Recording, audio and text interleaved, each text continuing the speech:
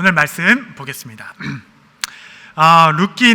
룻기가 귀중한 이유가 무엇이냐면 우리의 일상의 그 소소하고 그 세밀한 이야기 가운데 하나님의 그 원대하시고 그 높으신 구속의 이야기를 고스란히 담고 있기 때문에 이 룻기의 이야기가 말씀이 우리 가운데 귀하다라고 하겠습니다. 룻을 쫓아다니는 수식어가 있는데 룻기서 1장 22절 말씀해 보시면 나오미가 모압 지방에서 그의 며느리 모압 여인 룻과 함께 돌아왔는데, 또 2장 6절 보시면 배는 자 거느린 사환이 대답하여 이르되 이는 나오미와 함께 모압 지방에서 돌아온 모압 소녀인데, 여러분 이 4장 내내 끊임없이 모압 여자, 모압 소녀, 모압에서 온 룻은 모압 여인이라는 그 명칭이 떨어지지가 않아요. 계속 붙어 다닙니다. 왜 그러냐 하면 여러분 유대 땅에서 특별히 율법이 다스리는 유대 베들레헴에서 모압이라는 단어는 불가능의 상징입니다. 불가능해, 길이 없어요. 완전히 불가능한 상징.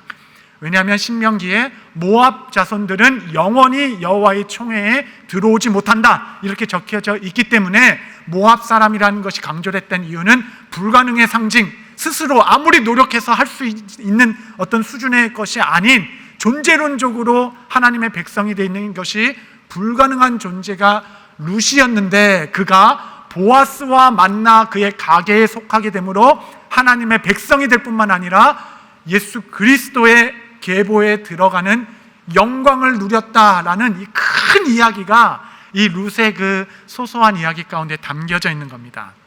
여러분, 우리도 본질상 진노의 자녀이고 하나님의 원수된 자라고 얘기했습니다.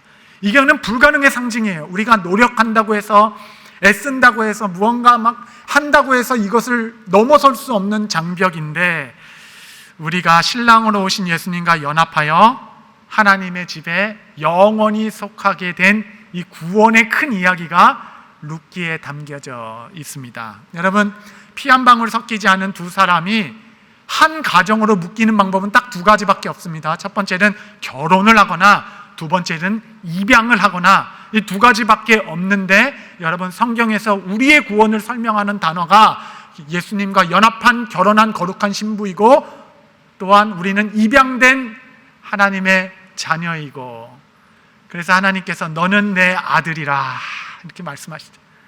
그럼 우리 자매님들은 나는 딸인데 왜 아들이냐 그러냐, 걱정하지 마십시오. 우리는 또 거룩한 신부이기도 하니까 하나님께서 우리를 그렇게 부르셨습니다. 이 큰 이야기가 가장 텅 비고 소소한 이 룻의 가정 가운데 담겨져 있다 하시니, 여러분 가정 가운데, 여러분의 관계 가운데, 여러분의 일터와 여러분의 행하시는 이 소소한 결정 가운데 담겨있는 하나님의 그 크고 놀라운 구속의 이야기가 담겨있다라는 믿음을 오늘 룻기를 통해서 확인할 수 있습니다.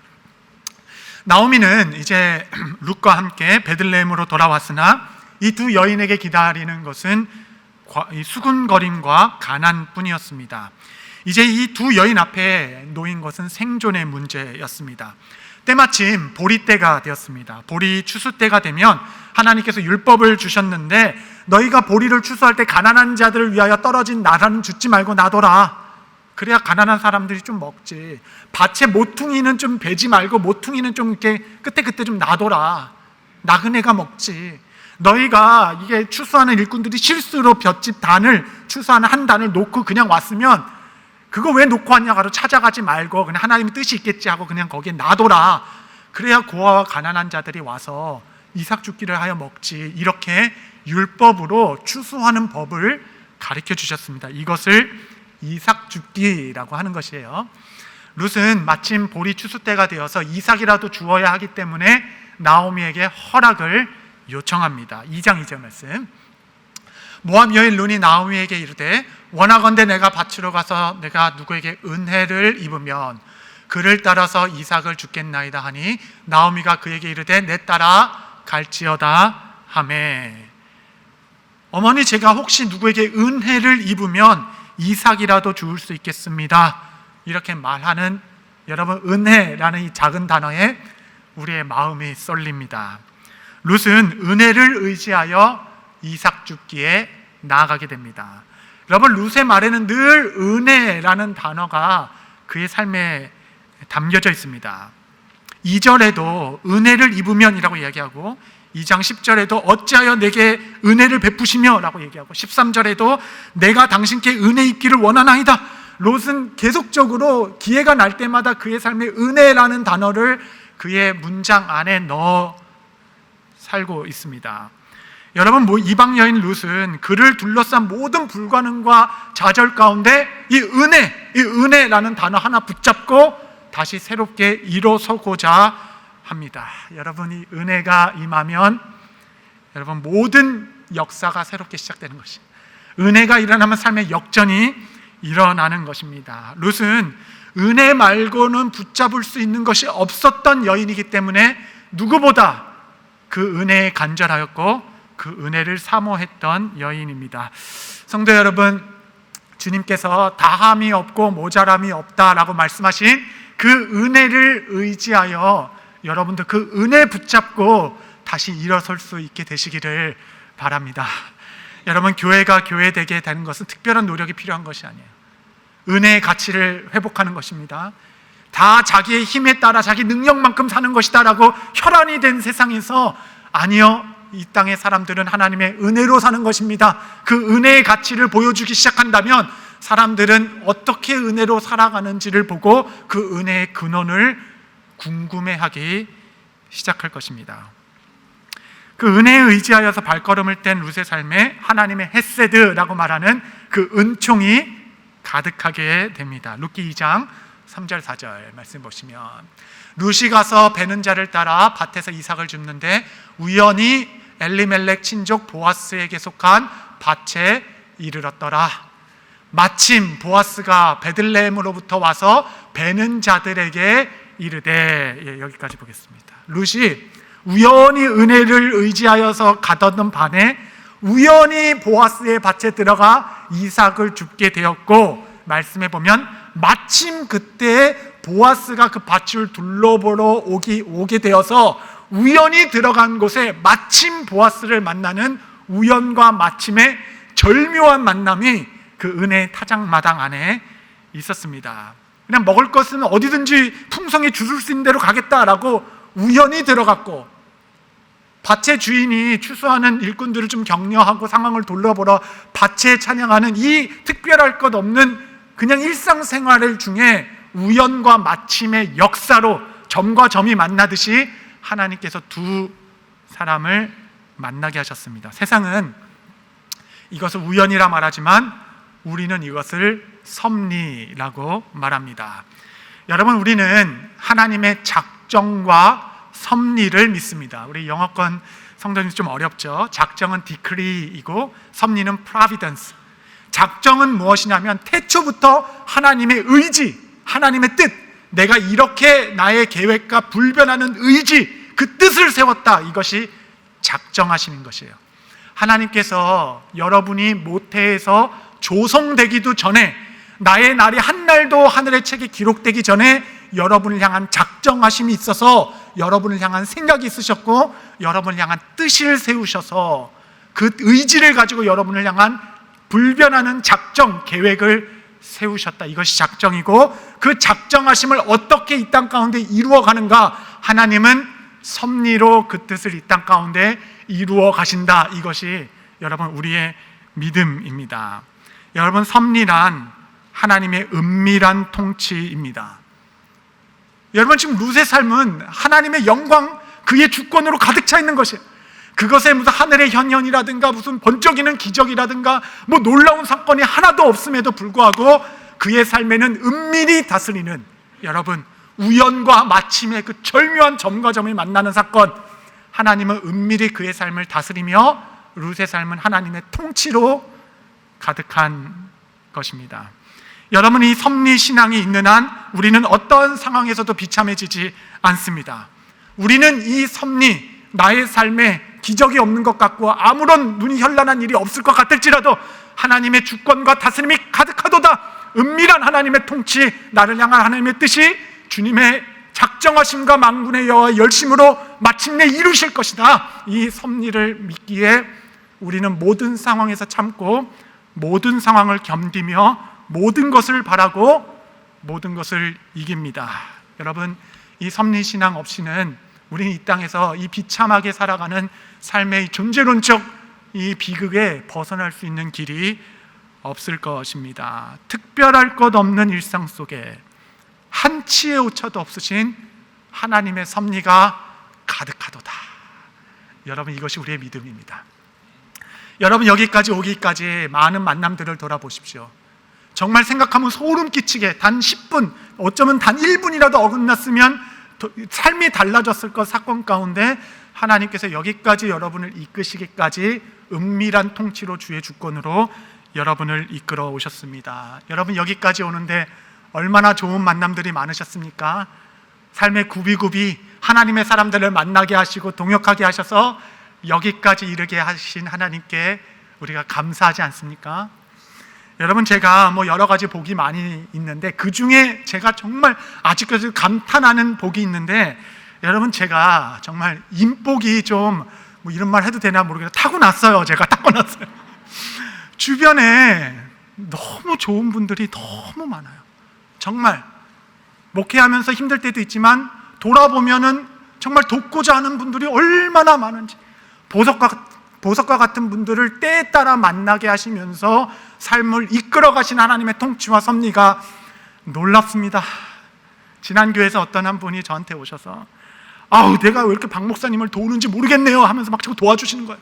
또 와서 내가 왜 도와야 돼요 하고 그러면서 너무 열심히 돕는 거예요. 이렇게 큰 도움은 안 됐는데 어쨌든 그 마음이 위로가 되는 거예요. 제가 막 이렇게 그 마음 누가 주는 겁니까?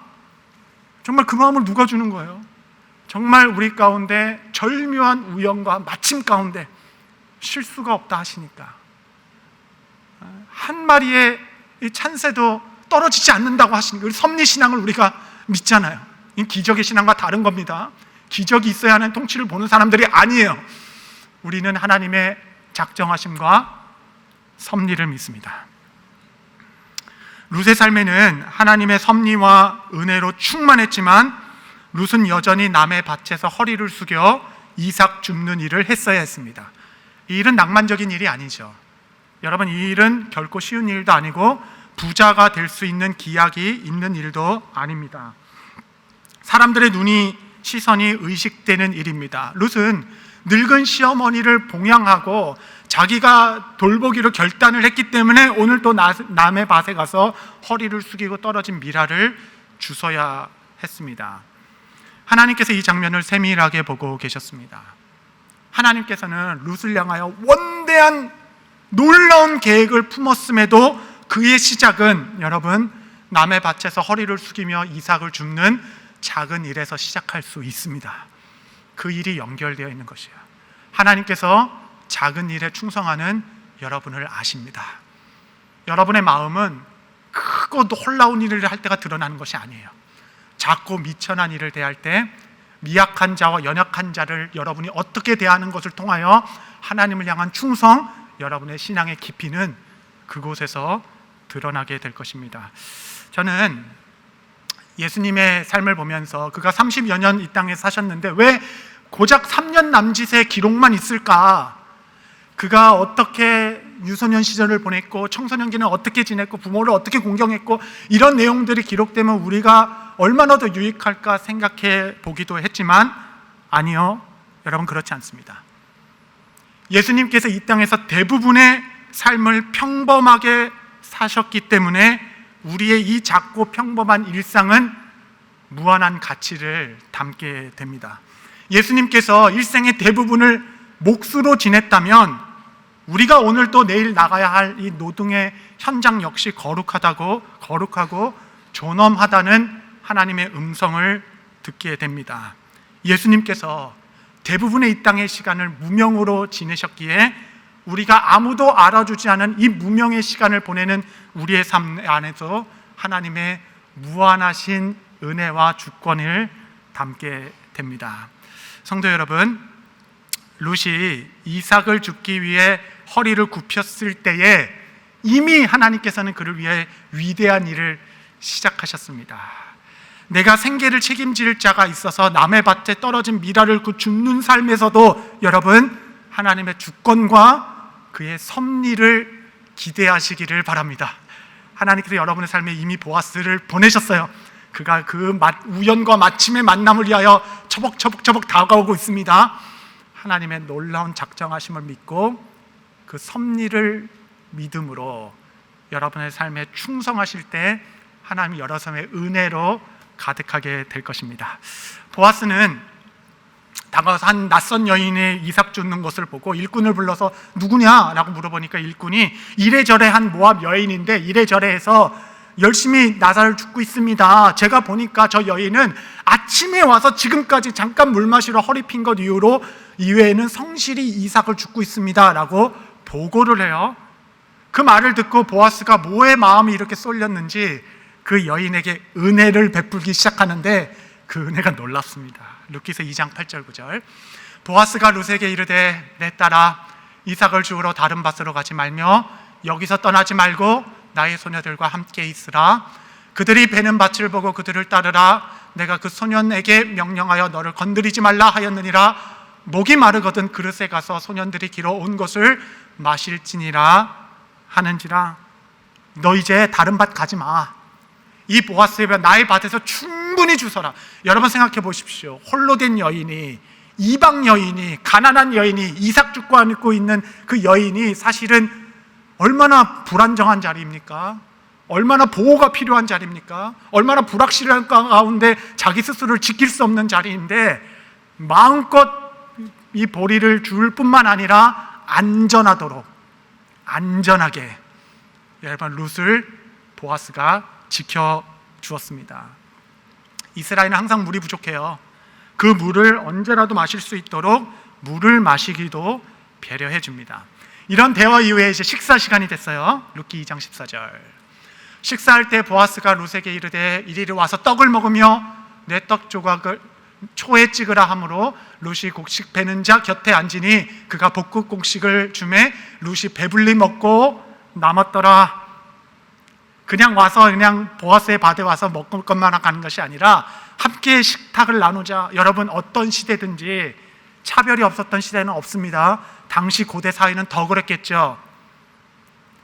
여러분 보아스는 풍성한 식탁을 맞이하여서 그날 은혜의 타정마당 보아스의 밭은 주인이나 일꾼이나 남자나 여자나 유대인이나 이방인이나 거할 것 없이 부자나 가난한 자나 한 식탁에 한 초에 음식을 나눠 먹는 만찬 공동체. 어떤 신학자는 이것이 성찬의 전조이다라고 말할 정도로 얼마나 풍성한 밭입니까? 차별이 없어요. 함께 한 음식을 나눠 먹고 함께 공존하는 보아스의 밭. 저는 여러분의 일터가 이런 보아스의 밭과 같이 되기를 바랍니다. 어떤 분은 룻과 같이 은총을 기다릴 수도 있지만 어떤 자는 보아스와 같이 여기 함께 모인 보아스의 밭 같은 기업에 함께 일하는 자가 인종과 어떤 여부와 상관없이 한 식탁에 둘러앉아 충분히 누릴 수 있는 밭이 되도록, 그렇게 되면 여러분의 일터와 가정이 보아스와 밭과 같이 되어서 하나님의 은혜를 담는 또 다른 그릇이 되지 않겠습니까? 식사를 마친 후에 보아스는 일꾼들을 조용히 불러서 일러놓습니다. 2장 15절 16절. 룻이 이삭을 주우러 일어날 때 보아스가 자기 소년들에게 명령하여 이르되 그에게 곡식단 사이에서 죽게 하고 책망하지 말며 또 그를 위하여 곡식 다발에서 조금씩 뽑아버려서 그에게 죽게 하고 꾸짖지 말라 하니라. 여러분 이상하게도 보아스의 마음은 그냥 룻에 그냥 완전히 쏠려 있어요. 그의 시선은 룻만 따라갑니다. 잘 죽고 있나? 목마른 건 아니나? 혹시 못 먹은 건 아닌가? 혹시 보호는 잘 받고 있나? 여러분 이삭을 주우러 갈 때에 원래는 이렇게 줍다 보면 떨어진 거 줍지 말라기 이삭주의인데 그날 보아스의 밭은 율법을 뛰어넘는 공동체. 오히려 소년들에게 가서 더 좀 털어놔라, 더 흘려놔라, 그냥 단으로 뽑아서 일부러 더 뿌려놔라. 그래야 배불리 먹지. 여러분 어떤 밭에 가면은 주인이 아니 핀셋 안 갖고 왔어? 핀셋으로 주워. 한 대 못 찾으면 다시 가서 주워. 일당 다 채우고 돌아가네. 핀셋으로 줬고 그냥 테이프 말아가지고 그냥 쌍그리로 그냥 돌려서 찍고 그냥 안 가죠. 가난한 사람은 왜 갑니까? 먹을 것이 하나도 없는데 연약한 자가 그 밭에 왜 갑니까? 그러나 보아스의 밭에 가면 은혜가 충만하더라. 저는 여러분의 사업이 다 잘 됐으면 좋겠어요.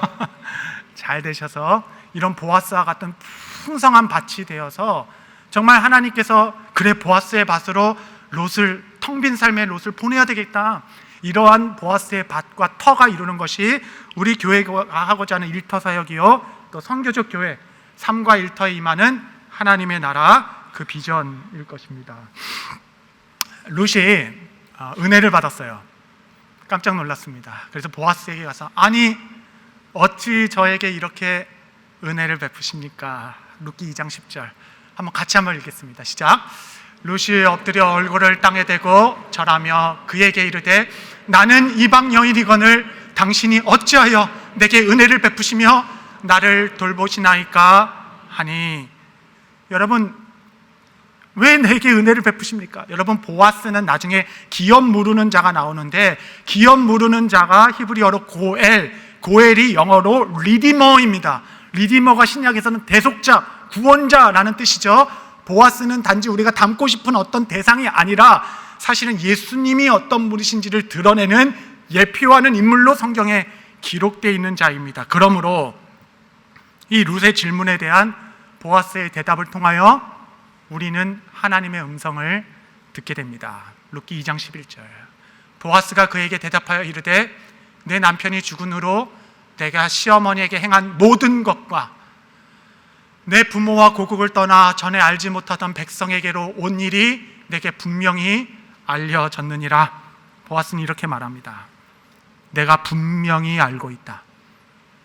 너가 왜 고국을 떠나 이 땅에 왔는지, 너가 왜 이 고단한 삶을 선택했는지, 너가 왜 이곳에서 이삭을 줍고 있는지 나는 너의 모든 것을 분명히 알고 있다.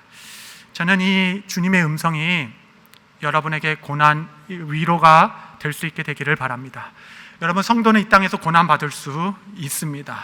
말 못할 서러움의 시간을 겪을 수도 있습니다. 우리가 드리는 헌신을 이 세상 그 누구도 알아줄 수 않을 수도 있습니다. 그러나 여러분, 그렇기 때문에 눈물의 길을 걷기 때문에 저의 바람을 말하라고 한다면 저는 이 모든 고난은 이제 곧 지나갈 것이고 이제 곧 다 잘 될 것입니다 라고 빈 위로일지라도 여러분의 힘이 되는 말을 전하고 싶지만, 사적으로는 그럴 수 있지만 여러분, 이곳에서는, 이 강단에서는 그렇게 말할 수 없습니다. 왜냐하면 여러분, 세상은 난 다 잘 될 거야 라는 이 긍정적인 사고로만 단순하게 정리되는 곳이 아니기 때문에 그렇습니다. 그래서 성도 여러분, 이 말씀에 근거하여서 제가 오늘 여러분께 드릴 수 있는 위로는 단 하나입니다. 그것은 하나님께서 여러분을 아십니다. 여러분의 앉고 일어서심을 아시며 여러분이 왜 여기까지 오게 되었고 왜 허리를 굽혀 이삭을 줍고 있게 됐으며 왜 그 고단한 삶을 선택하여 걷고 계신지, 여러분의 마음이 얼마나 텅 비어 있는지, 여러분은 무엇을 향하여 하나님께 간구하고 있는지 하나님은 여러분을 아십니다. 성경에 하나님께서 여러분의 유리함을, 슬픔을 계수하시고 여러분의 눈물을 호리병에 담아놓는다 하셨어요. 여러분의 눈물은 한 번도 땅에 떨어진 적이 없습니다. 여러분의 모든 눈물은 거꾸로 흘러 하늘에 미칩니다. 하나님께서 그것을 다 담아놓으시며 내가 너를 알고 있다라고 말씀하십니다. 뿐만 아니라 은혜를 구하러 온 보아스의 밭으로 온 내게 텅 빈 손으로 돌아가게 하지 않도록 내가 너의 삶을 채울 것이다. 내가 너를 보호해 줄 것이고 마실 물을 줄 것이고 풍성히 거두며 언제라도 올 수 있도록 너의 울타리가 되어줄 것이다. 이 보아스의 음성을 통하여 우리는 이 고단한 삶을 또 이겨낼 힘과 은총을 얻게 됩니다. 사랑하는 성도 여러분, 우리가 들어가야 할 보아스의 밭은 어디입니까? 우리가 이를 보호해주고 존중해 주시고 우리를 채워주는 보아스의 밭, 룻기 2장 12절 말씀 보면 여호와께서 내가 행한 일에 보답하시기를 원하며 이스라엘 하나님 여호와께서 그의 날개 아래 보호를 받으러 온 내게 온전한 상 주시기를 원하노라 하는지라. 보아스는 분명히 알고 있었습니다. 그는 보아스의 밭으로 피한 것이 아니에요. 그는 모압을 떠나 베들레헴이라는 한 고을로 온 것이 아닙니다. 그가 피한 곳은 여호와의 날개 그늘. 여러분, 우리에게 보아스의 밭이 어디입니까? 은혜의 날개 그늘. 하나님의 그 은혜의 날개 그늘 아래 피하는 자, 하나님께서 보아스와 같이 우리를 먹이시고 채우실 때에 룻이 밥을 먹고 배불리 먹고도 남았던 것처럼 여러분의 영혼이 만족하고 영혼의 쉼을 얻게 될 것입니다. 한 가지만 더. 그러면 여호와의 날개가 어디입니까? 이렇게 본당에 오면 여호와의 날개 아래 온 건가요? 도대체 어디를 가야 여호와의 날개라고 할 수 있겠습니까? 시편 57편 1절 2절 말씀. 하나님이여 내게 은혜를 베푸소서. 내게 은혜를 베푸소서. 내 영혼이 주께로 피하되 주의 날개 그늘 아래 이 재앙이 지나가기까지 피하리이다. 내가 지존하신 하나님께 부르짖으며 곧 나를 위하여 모든 것을 이루시는 하나님께로다. 여러분, 이것은 다윗의 시편입니다. 다윗은 은혜를 구하며 그의 날개 아래로 피하리이다 이렇게 고백하며 하나님께 나아가고 있죠. 다윗은 여러분 10년 동안 도망자 생활을 했습니다. 그는 다 숨어봤어요. 동굴에도 숨어봤고 집 밑에도 숨어봤고 침대 밑에도 숨어봤고. 여러분, 그는 블레셋 적국 안에서도 가서 나를 좀 적국이 그 군사력으로 나를 좀 보호해 줄까 거기에도 숨어봤으나 아무 곳에도 그 영혼이 숨을 데가 없어요. 여러분, 그는 사울을 만나서 간청도 해봤습니다. 제발 나를 살려주세요. 그에게 엄한 경고도 해봤습니다. 옷자락을 자르며. 그것도 아무 소용이 없었습니다. 그의 아들의 총애를 얻어서 요나단 나를 좀 지켜 보호해 주세요. 요나단도 울타리가 되어줄 수 없었고, 그의 미갈 그의 딸과 결혼해서 사위가 되면 내가 살 수 있겠지, 그의 영혼이 쉴 수 있겠지 해나 그 지위도 그를 지키지 못했습니다. 여러분, 아무것도 갈 곳이 없어요. 우리 영혼 아무것도, 아무 어떤 그늘도 어떤 장소도 어떤 관계도 우리 영혼이 참된 안식을 누릴 여호와의 그늘, 그 날개 그늘이 아니었습니다. 이 시편 57편이 귀한 이유는 그 날개가 무엇인지 우리 가운데 가르쳐주고 있기 때문에 그래요. 57편 3절. 그가 하늘에서 보내사 나를 삼키려는 자의 비방에서 나를 구원하실지라. 그가 하늘에서 보내사. 여러분, 이 말씀의 특징이 뭡니까? 목적어가 없죠. 날개 그늘 아래로 피하는 자에게 하나님께서 보내주셨대요. 뭘 보내신 것입니까? 7장 3절 말씀. 그가 하늘에서 보내서 나를 삼키는 자의 비방에서 나를 구원하실지라. 하나님이 그의 인자와 진리를 보내시리로다. 여러분, 여호와의 날개 그늘 아래 숨는 것이 무엇입니까? 인자와 진리. 진리라는 것은 아멘, 하나님의 성실하심. 인자라는 것은 하나님의 긍휼과 은혜. 여러분, 하나님의 날개 그늘은 하나님의 성품입니다. 여러분, 피할 데가 아무 데도 없어요. 하나님의 성실하심 아래로 피합니다. 주님은 실수가 없으시고 내 삶에 성실하신 분이시니까 하나님의 긍휼 안에 피합니다. 내가 또 실패하고 또 넘어지고 또 좌절한 내가 갈 곳이 아무것도 없어요. 여러분, 하나님의 긍휼과 그 은혜, 하나님의 성품 안으로 내 영혼이 피하나이다. 그의 하나님의 성품의 그늘 아래 피한 모든 영혼들이 쉼을 얻게 될 것이고 새 힘을 얻게 될 것입니다. 사랑하는 성도 여러분, 하나님의 진리와 하나님의 긍휼이 쏟아진 자리가 어디입니까? 하나님의 성품이 쏟아진 자리, 그리스도의 십자가. 그 십자가에 하나님의 공의와 하나님의 긍휼이 만난 자리, 하나님의 우리를 향한 성품이 쏟아진 그 십자가 아래서만 내 영혼이 쉼을 얻을 수 있습니다. 수고하고 무거운 짐진 자들아, 다 내게로 오라. 내가 너희를 쉬게 하리라. 여러분, 아무데도 갈 곳이 없어요. 여러분, 새벽 날개치고 저 자살 끝에 거할지라도 내 영혼에 거할 곳이 없습니다. 오직 하나님의 진리와 그의 은혜, 긍휼과 공의, 진리와 그 성실하심이 쏟아진 그리스도의 십자가 앞에 우리의 삶을 드리기 시작할 때, 십자가를 보며 하나님의 성실하심을 보십시오. 우리를 어찌나 그렇게 사랑하셨는지. 그의 피와 보혈을 의지함으로 나의 죄를 용서하시겠다 하신 그의 사랑 안에 거하십시오. 그의 성실하심과 그의 긍휼하심이 우리의 큰 피난처와 요새가 되어 거기서 내 영혼이 쉼과 안식을 얻고 보아스의 밭이 되어 하나님께서 주시는 은혜로 충만한 삶을 살게 될 것입니다. 오늘 성찬에 참여하시는 여러분, 예수 그리스도의 보혈에 의지하여 보아스의 밭으로 온 나오미와 같은 여러분에게 하나님의 은혜가 함께 하시기를 축복합니다. 기도하시겠습니다. 거룩하신 주님, 주의 피와 살을 믿음으로 대할 때 하나님 룻과 같이 고단한 영혼들의 하나님의 풍성한 위로로 채워주옵소서. 예수님의 이름으로 기도합니다. 아멘.